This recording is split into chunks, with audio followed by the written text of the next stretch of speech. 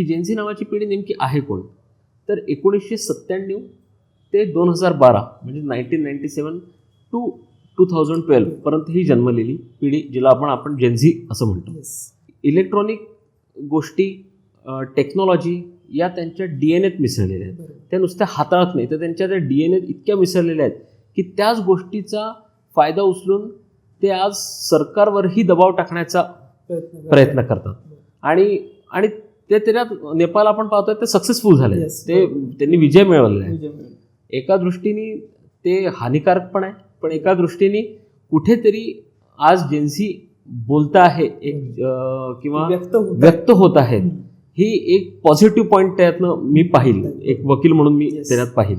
राजकीय चर्चा, मतदान, आंदोलन किंवा अभियान त्यांचं ऑनलाईन दिसणं काहीच नवल नाही, कारण त्यांच्या ते DNA मध्येच त्या गोष्टी मिसळलेल्या आहेत.